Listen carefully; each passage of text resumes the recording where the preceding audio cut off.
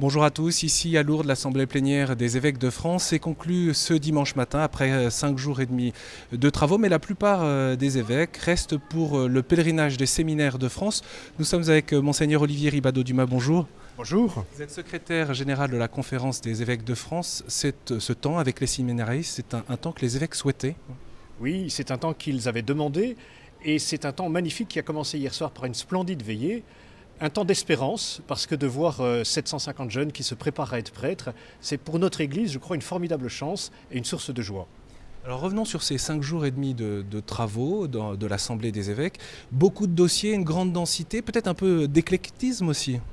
Il faut peut-être être un peu éclectique pour toucher à toutes les questions qui intéressent l'Église et la société.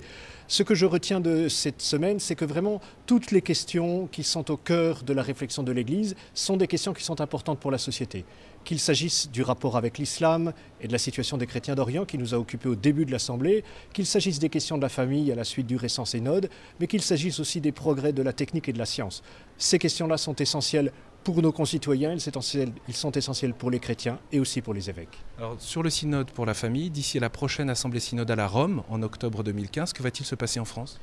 Tous les évêques sont invités dans leur diocèse à travailler de la manière qu'ils désirent, à partir aussi bien du message au peuple de Dieu, de l'homélie du Saint-Père, mais aussi surtout de la relation finale du synode, pour essayer de réfléchir avec leur pastoral familial à ce qu'il convient de mettre en œuvre, au sujet sur lesquels il est important de réfléchir localement, et je pense que c'est ça qui va se faire.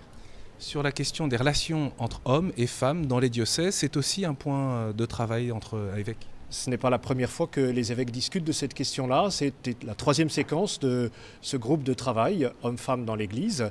Et nous avons entendu des choses très importantes sur la place des femmes dans le gouvernement de l'Église. Les évêques ont réfléchi à cette question-là, qui manifeste que de plus en plus de femmes sont dans les conseils épiscopaux, qu'elles sont présentes dans des instances importantes de décision. Et donc, c'était utile qu'ils puissent discuter entre eux sur leurs propres pratiques. Dans son discours de clôture, Monseigneur Pontier évoque la conférence sur le climat en décembre 2015 à Paris. Il demande que les diocèses s'engagent dans la démarche, s'engagent dans la réflexion.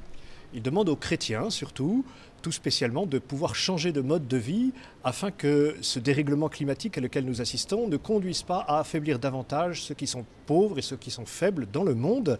Et il invite donc les communautés à se saisir de ce sujet pour que ce ne soit pas simplement des idées, mais que cela reste aussi concret. On pourra revenir aussi, retenir, Monseigneur Ribadeau-Dumas, que Monseigneur Pontier a annoncé une journée de discernement sur le ministère épiscopal lors de la prochaine assemblée plénière en mars. Alors c'est une journée de discernement évangélique, c'est un appel que le pape François a lancé dans son exhortation apostolique. Il invite les conférences épiscopales à se mettre à l'écoute de l'Esprit Saint pour savoir et discerner ce que l'Esprit aujourd'hui dit aux églises localement.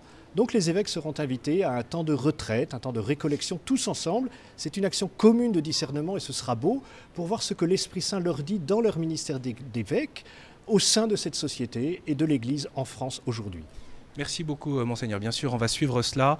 Et puis, on peut signaler également qu'au terme de cette assemblée a été publié un communiqué qui annonce votre nomination comme porte-parole à partir du 1er janvier prochain. Et notons également la nomination de Vincent Némon comme secrétaire général adjoint et directeur de la communication de la Conférence des évêques de France. Bien sûr, vous pouvez retrouver à la fois le discours de Monseigneur Pontier, mais aussi les différentes interviews réalisées au cours de cette assemblée plénière à Lourdes sur le site internet de KTO. À très bientôt.